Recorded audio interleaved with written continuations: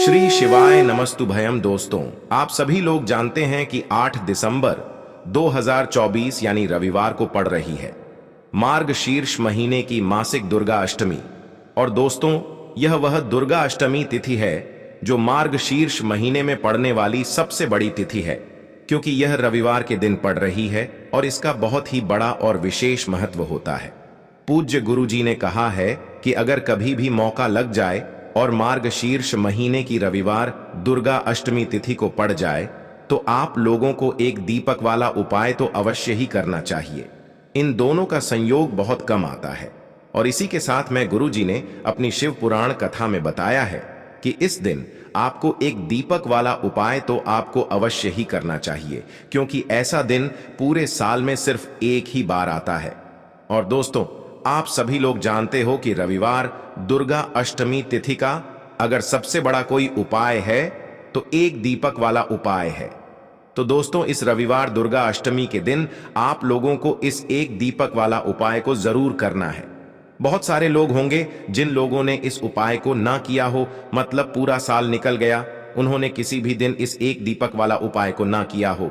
पर दोस्तों, आपके पास एक आखिरी मौका बचा हुआ है जो कि 8 दिसंबर रविवार दुर्गा अष्टमी के दिन है। तो इस दिन आप लोगों को इस वाले उपाय को जरूर कर लेना है, भले ही आपने पूरे महीने भर इस उपाय को ना किया हो। पर अगर आपने इस मार्गशीर्ष महीने के रविवार दुर्गा अष्टमी के दिन अगर इस वाले उपाय को कर लिया तो आपको इस उपाय को करने का वह फल मिलेगा जिसकी आपने कभी कल्पना भी नहीं करी होगी। इसीलिए आप लोग इस वाले उपाय को एक बार जरूर कर लेना है ताकि आप लोगों के हाथ से यह मौका ना जा सके और आपको इस उपाय को करने का फल मिल सके। दोस्तों, यह उपाय पंडित जी ने अपनी अभी की ही श्री शिव महापुराण की कथा में बताया है, जिस उपाय को आज हम आपको बहुत अच्छे से समझाने वाले हैं। इस वीडियो को देखने के बाद इस उपाय को समझने के लिए आपको कोई और वीडियो को देखने की जरूरत नहीं पड़ेगी। तो चलिए दोस्तों, उपाय को शुरू करते हैं। देखिए, यह इस मार्गशीर्ष महीने के रविवार दुर्गा अष्टमी तिथि के दिन यह इतना खास होता है, इतना महत्वपूर्ण होता है। देखा गया है कभी कभी बड़े बड़े पूजा पाठ अनुष्ठान से जो मनोकामना पूर्ण नहीं होते, वह मार्गशीर्ष महीने के रविवार दुर्गा अष्टमी तिथि के दिन एक छोटे से उपाय करने से ही आपकी मनोकामना पूर्ण हो जाती है। और बहुत सारे लोगों ने इस उपाय को किया भी है और उनको इस उपाय को करने का फल भी जरूर मिला है। अगर आप लोग भी इस उपाय को करना चाहते हैं तो आप इस उपाय को पहले अच्छे से समझ लेना, सुन लेना, उसके बाद करना। आपको इस उपाय का फल जरूर मिलेगा और इस उपाय को कर लेने से आपके घर में चाहे किसी भी प्रकार की दुख और समस्या क्यों ना चल रही हो, आपको उसका कारण भी नहीं पता है कि भाई यह समस्या किस कारण से चल रही है।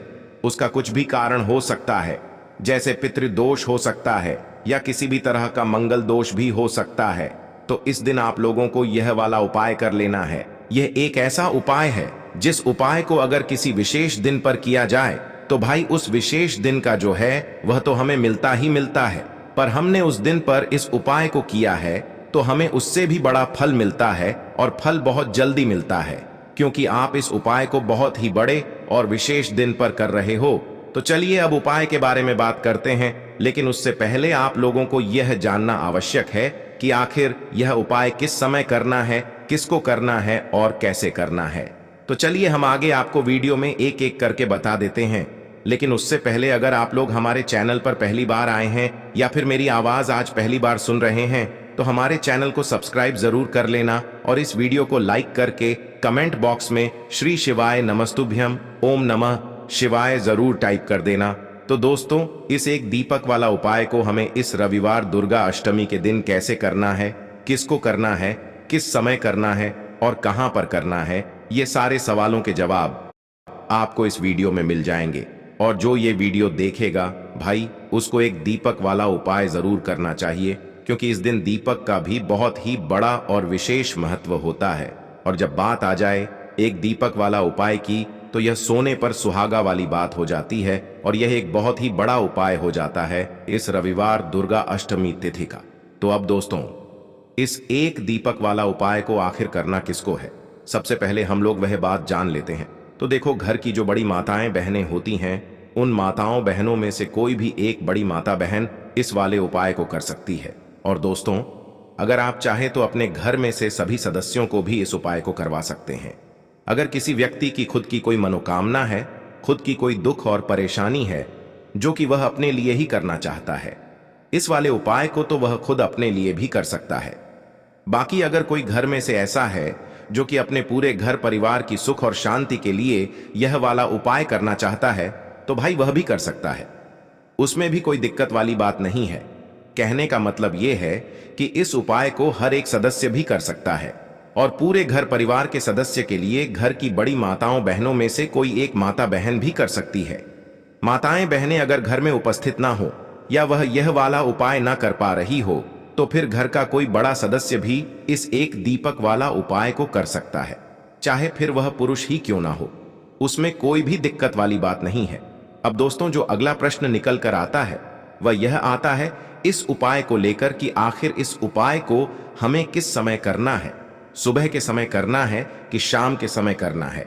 तो देखो, इस वाले उपाय को आप लोग सुबह के समय भी कर सकते हो और शाम के समय प्रदोष काल में भी कर सकते हो। अब अगर आप पूछो कि भाई सबसे उत्तम समय कौन सा रहेगा इस एक दीपक वाला उपाय को करने का, तो हम आपसे बस यही कहेंगे कि इस उपाय को आप सुबह के समय करेंगे तो ज्यादा बेहतर होगा।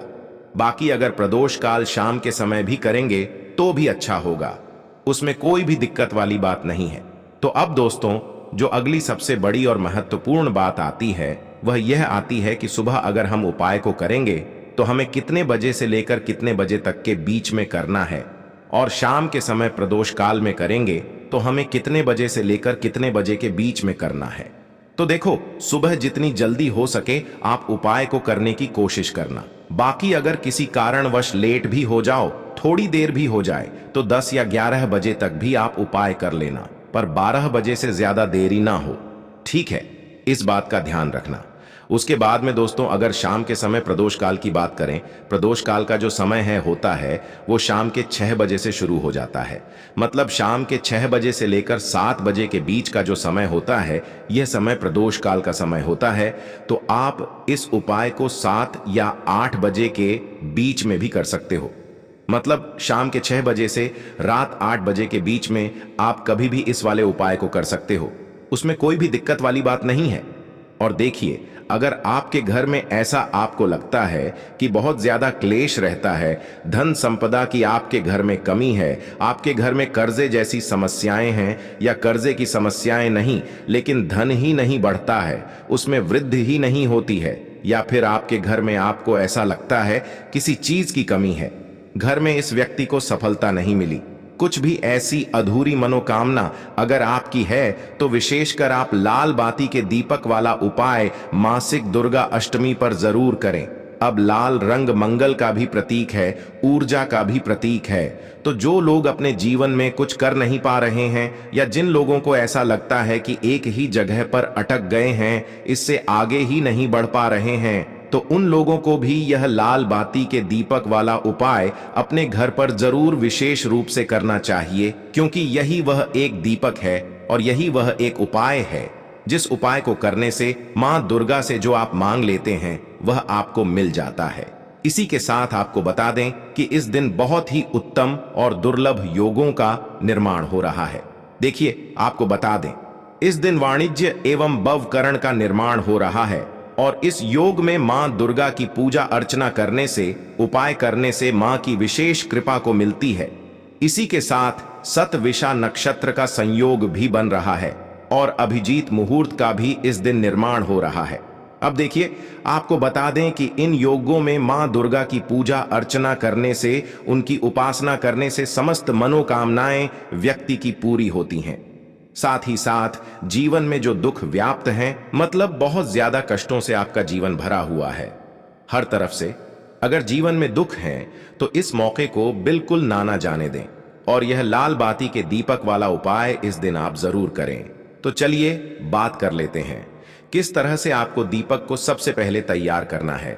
अब उपाय किस समय करेंगे, तो सुबह में भी कर सकते हैं, लेकिन शाम का समय इस उपाय के लिए सबसे उत्तम है। शाम का समय किस समय? 6 बजे से लेकर 9 बजे तक का समय बहुत लाभकारी है इस उपाय के लिए। तो देखिए, सबसे पहले तो आपको एक दीपक लेना है। दीपक आप यहां पर मिट्टी का भी ले सकते हैं, पीतल का भी ले सकते हैं, किसी भी धातु का दीपक आप यहां पर ले सकते हैं, ठीक है ना।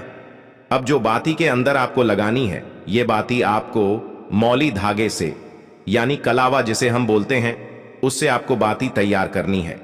अब देखिए, अगर आप यहां पर मौली धागा सूती लेते हैं, एक सूती मौली धागा आता है, एक चिकना वाला आता है।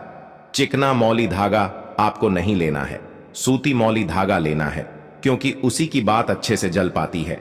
अब आपको करना क्या है, जो दीपक आपने लिया है उसी के अंदर आपको मौली धागे की लंबी बाती तैयार करनी है। लंबी बाती आपको लगानी है। अब शुद्ध देश घी से इस दीपक को भर देना है और इस दीपक के अंदर आपको 2 साबुत लौंग डालनी है। दीपक जो आपने मौली धागे से तैयार करा है, उसी दीपक के अंदर 2 साबुत लौंग डालनी है। और लौंग डालते समय, जब आप लौंग डालेंगे उस समय आपको मां दुर्गा का ये मंत्र बोलना है, ओम ऐं ह्रीं क्लीं चामुंडाय विजय। फिर से आपको बता रहे हैं, ओम ऐं ह्रीं क्लीं चामुंडाय विजय। यह मंत्र आपको 11 बार बोलना है। दोनों लौंग को अपने हाथ में पकड़कर फिर उसी दीपक में आपको यह लौंग डाल देनी है। इस तरह से आपका दीपक तैयार हो गया। अब यह दीपक आपको अपने घर के मंदिर में मां दुर्गा के सामने जलाना है, प्रज्वलित करना है और हाथ जोड़कर मां दुर्गा से प्रार्थना करनी है कि हे जगदम्बे, मेरी यह मनोकामना है, मेरी यह प्रार्थना है, मेरी इच्छा है, बहुत लंबे समय से अटकी हुई है, अधूरी है, मेरा यह काम बनता ही नहीं है। आपकी कृपा होगी तो मेरा यह काम जरूर बनेगा, मेरी यह प्रार्थना जरूर पूरी होगी। तो इस तरह से आपको मां दू से प्रार्थना कर लेनी है। मां जगदम्बे से सब कुछ कह देना है, जो भी आपको अपने जीवन में चाहिए।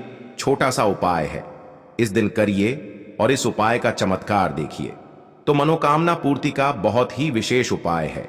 जो आप मां से मांगते हैं वह आपको तुरंत मिलता है। तो यह पहला उपाय है।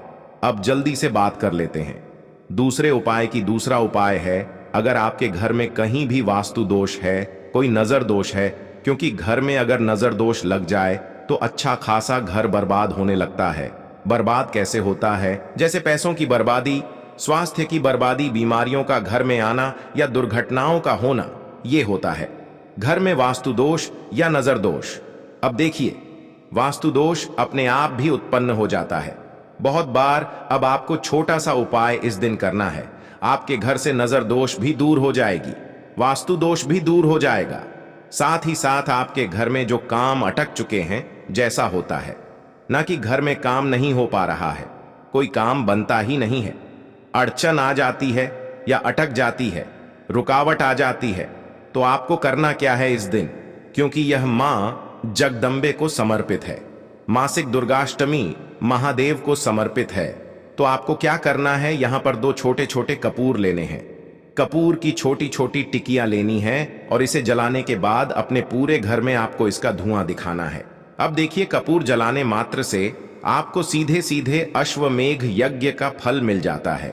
तो आप समझ सकते हैं कि जब आपको अश्वमेघ यज्ञ का फल सीधे सीधे मिल गया तो सबसे पहले तो आपको कितना पुण्य प्राप्त होता है। दूसरी चीज, घर में जितने भी वास्तु दोष हैं, जो भी नजर दोष हैं, जो भी आपके घर में बीमारियां हैं, सभी कुछ घर से दूर होता है। क्योंकि कभी कभी बीमारियां नजर की वजह से भी आ जाती हैं। किसी की बुरी नजर अगर लग गई तो समझ लीजिए घर में व्यक्ति जो है वो बीमार रहने लगते हैं। हर बार नजर की वजह से ही व्यक्ति बीमार नहीं होता है, लेकिन बहुत बार इसके पीछे नजर दोष भी इसका कारण होता है। तो इस उपाय को करने से कभी आपको कोई नुकसान नहीं होता है, हमेशा इसका लाभ आपको मिलता है, इसका फल आपको मिलता है, पुण्य आपको मिलता है। तो छोटा सा उपाय है, इस दिन जरूर करिए। क्योंकि मासिक दुर्गा अष्टमी पर कपूर जलाकर अगर यह उपाय आप करते हैं तो आपको अपने घर में, अपने जीवन में बहुत जल्दी सुख और समृद्धि देखने को मिलती है और हमेशा आपके घर में धन की वर्षा होती है। कभी निर्धनता घर में लौटकर नहीं आती है। तो यह दूसरा बहुत ही महत्वपूर्ण, बहुत ही चमत्कारी उपाय है। अब जल्दी से बात कर लेते हैं तीसरे उपाय की, जो बहुत चमत्कारी है। देखिए, इस बार मासिक दुर्गा अष्टमी रविवार के दिन पड़ रही है। अब देखिए, लाल रंग, हमने अभी आपको बताया कि मां दुर्गा को बहुत प्रिय है। लाल रंग शक्ति का भी प्रतीक है, लाल रंग मंगल का भी प्रतीक है। अब रविवार का जो दिन है, यह सूर्य देव को समर्पित होता है। अब सूर्य भगवान ही हमारे जीवन में हमें मान सम्मान और उच्च पदों की प्राप्ति कराते हैं। मतलब जो व्यक्ति अपनी कुंडली में सूर्य को मजबूत रखता है उसे हर जगह से मान सम्मान मिलता है, क्योंकि वो अपने जीवन में इतना धन प्राप्त करता है, हर जगह उसका नाम होता है। तो आपको करना क्या है, इस दिन थोड़ा सा गुड़ जल में डालकर आपको सूर्य भगवान को अर्घ जरूर देना है। छोटा सा उपाय, लेकिन भाग्य को रातों रात चमकाने वाला है। करिए उपाय और इसका चमत्कार देखिए। तो देखिए, कुछ भी ऐसा जो आपको पूछना हो कमेंट सेक्शन में आप पूछ सकते हैं। बहुत अच्छे से आपको उपाय बताने और समझाने का प्रयास किया है। एक एक उपाय हमने इस वीडियो में उत्तम ही आपको बताया है, जिससे कि आपको लाभ हो। अब देखिए, बहुत सारे लोगों के प्रश्न होते हैं कि क्या यह सारे उपाय हम एक साथ कर सकते हैं। तो देखिए, आपकी इच्छा के ऊपर निर्भर करता है। यह आपके ऊपर निर्भर करता है कि यह उपाय आप एक साथ कर सकते हैं या नहीं कर सकते हैं। बाकी तो देखिए, आप तीनों उपाय भी कर सकते हैं। जितने उपाय हम बताते हैं सारे के सारे कर सकते हैं, तो बहुत ही विशेष है, क्योंकि उपाय करने से आपको हमेशा लाभ ही मिलता है। तो दोस्तों, यह थे पूज्य गुरुजी द्वारा बताए गए कुछ बहुत ही खास उपाय। अगर आपको जानकारी अच्छी लगी हो तो वीडियो लाइक करिएगा। मिलते हैं फिर एक नए वीडियो के साथ। श्री शिवाय नमस्तु भयम।